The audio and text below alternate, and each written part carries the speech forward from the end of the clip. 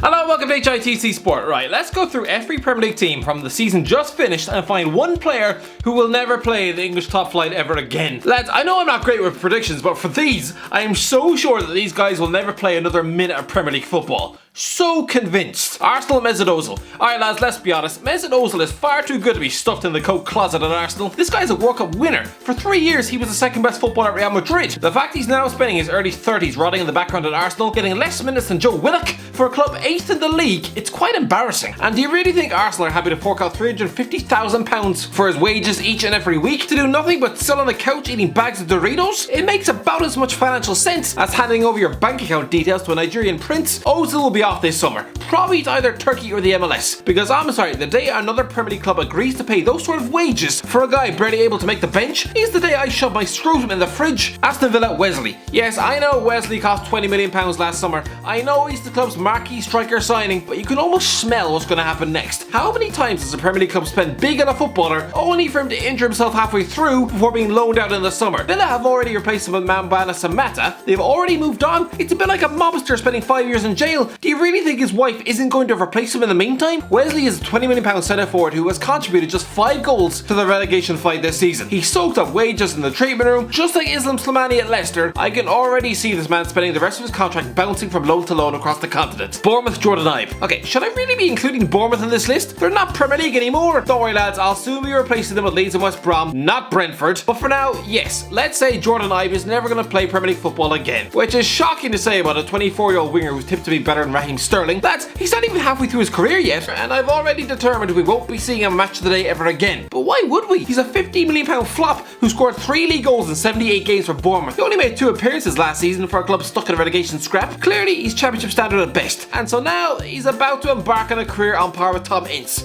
and that's if he's lucky. Priced above, his end product makes me want to cry. Brighton Jose Izquierdo. Okay, well you don't have to be Isaac Newton to predict this one. Christ, you don't even need to have a fully functional brain. Even the local cats on the street can see this one coming. Jose Izquierdo is one of those South American forwards who failed to settle in England. Bought for £13.5 million, his end product has also been poor, and his ankles have been chewed to bits by injuries. I don't really see him fitting into Graham Potter's style of play, and I don't exactly see any other English team wanting to shove this injury-prone lump of sweat into their team. I'm predicting a loan return to Club Brugge. Burnley Joe Hart. Okay, technically I'm cheating because Joe Hart has already left Burnley, but still I'm putting him in here. It seems mad to claim that a former Premier League winning goalie, a guy who's won a record 4 Golden Gloves, eaten up nearly 80 caps for England, it seems crazy to say his Premier League career is over at 33. But lads, forget the high profile name. If you were told that Manchester City's number 3 goalkeeper would fail on loan at Torino, fail on loan at West Ham before being stuck to Burnley's bench for 18 months, you'd probably assume he was on par with Scott Carson. Listen lads, if Jack Butland seems destined to see out the rest of his days in the Championship, then what hope does Hart have? With his confidence stopped halfway down the sink, he'll get a move to Celtic or the MLS, but his days of keeping it in England's top flight, long gone. Chelsea Michy Batshuayi. Alright lads, I'm a big fan of Michy Batshuayi, and I can't quite work out why Frank Lampard has decided to neglect him. Sure, 8 goals in 48 games, it looks like a hideously laughable record for a £30 million striker, but lads, he started most of those games on the goddamn bench. At Marseille, he was a goal machine. Even out on loan at Borussia Dortmund and Crystal Palace, he shows he still has a goal-scoring touch. This is a season where Olivier Giroud spent the first half stumbling about like a crippled donkey, while Tammy Abraham seems to have now left his confidence and work rate under the Christmas tree. I don't understand why Batshuayi has been mistreated at Stamford Bridge, but at the age of 26, I'm fairly sure he's going to pack his bags and get a move to someone like Ajax. And that'll be the last we ever see of him in the match of the day. Crystal Palace Wilfried Zaha. Yes, controversial one lads, but I think Wilfried Zaha has played his last ever game in England. Listen, this guy would probably rather chew in his own ball bag than spend another year fighting relegation at Sellers Park. This guy has spent a couple of years having massive wages rammed down his throat.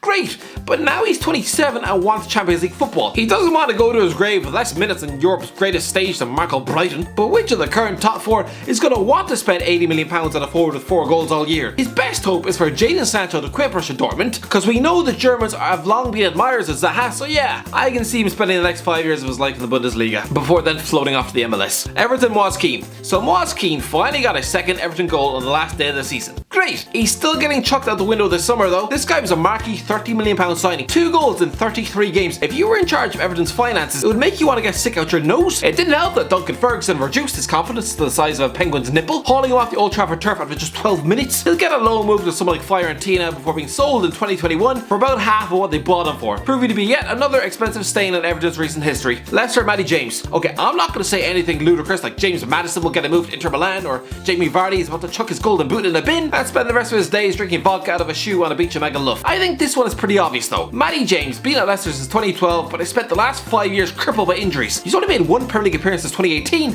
and even that was just 5 minutes against Man City in February. Sure, he's managed to claw his way onto the bench in recent weeks, which must be seen as some sort of personal win, but no, sorry, he's never going to play in the Premier League again. Liverpool, Nico Williams. Okay, this one might seem insanely harsh. Nico Williams is a 19-year-old Welsh left back who just made his first Premier League start in a 3-1 win at Newcastle on the final day of the season. So me saying he won't ever play again is borderline ridiculous. But lads, how many youngsters have we seen given Premier League debuts by top 6 clubs on the final day of the season? Some of them have played well, only for us to never hear from them again. Remember the teenage sensation Josh Harrop scoring a worldie at his Man United debut against Crystal Palace back in May 2017? Yeah, he was sold to Preston within a month. I might be wrong. I hope I'm wrong for his own sake, but yeah, I'm predicting Williams is going to spend the rest of his career in the Championship, telling every man, woman and child that yes, he once lived in the Premier League. Sort of. Man City, David Silva. Okay, well this is obvious, but considering Man City still have the Champions League left, David Silva hasn't left the building just yet, and right now, yes, he's still a City employee. He'll probably get himself a move to the MLS, but unlike Frank Lampard, no, I don't think he'll be running back to England to sign for his club's rivals on loan. For a Spaniard raised in the Bilbao beaches, if he never has to set foot in the rainy northwest of England ever again, he'd probably die a happy man. Man United, Chris Smalling. Well, remember when I predicted that Oli Nagala wouldn't score a single Premier League goal for Man United? And then, after banging home a bunch of strikes in every other competition, I had legions of Mancunians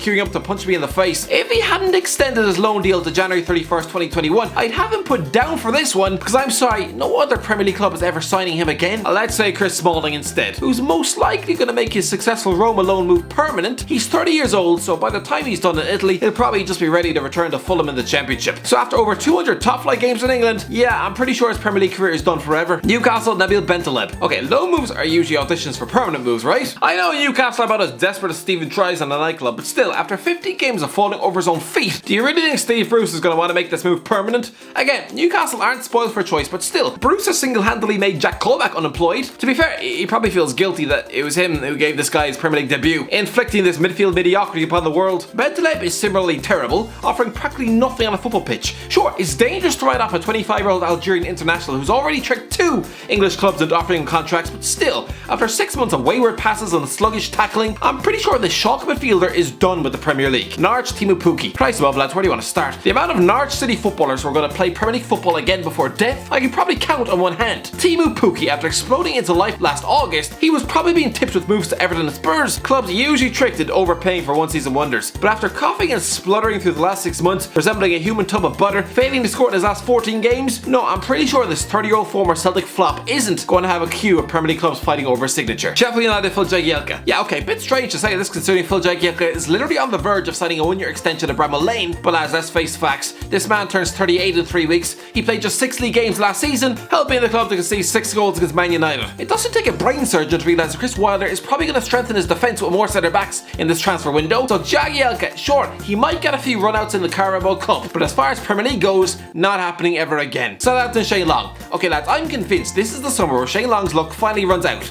I love this guy for his goal against Germany, but the fact is, he's 33 years old and has somehow managed to spend the last 9 seasons of his life in the Premier League. It's amazing how he's escaped the cult every summer. This guy has been Championship standard since 2015. He's only scored 12 league goals in the last half decade. I'm convinced he's getting dumped on the doorstep at Preston North End this summer. Surely, this has to be it for him. Tottenham, Tanguy Ndombele. Yeah, this fella has Teemu Bakayoko written all over him. A big money, overpriced midfield flop. A guy who ripped up League 1 in France, but has absolutely failed in London. Just like Bakayoko at Chelsea, or even John Sarri at Fulham, I see this guy spending the rest of his contract jumping around European loan moves, with the club hierarchy desperately trying to forget that he ever existed. Watford, Troy Deeney. Listen, I know there was a fuss about Troy Deeney playing for England, but that was in the past. He's currently a 32-year-old lump of sweat who scored a few penalties this season and been relegated. He's an unfashionable brute of a centre forward, and unless he gets a call off Sean Dyche at Burnley, I doubt anyone is going to bring him back to the promised land. Sorry Deeney, 5 top flight seasons, that's all you're getting. West Ham, Philippe Anderson. Let's be honest, Philippe Anderson has not lived up to his £40 million price tag. For a guy who once linked with Man United and Real Madrid, he really should not be registering just 1 goal all season as his side lay slumped in a relegation battle. He's been linked with Napoli recently. Yeah, I reckon he's about to be sold. Wolves, John Ruddy. Remember when John Ruddy was in the England setup getting linked with moves to Chelsea? Yeah, he's currently backup goalie at Wolves,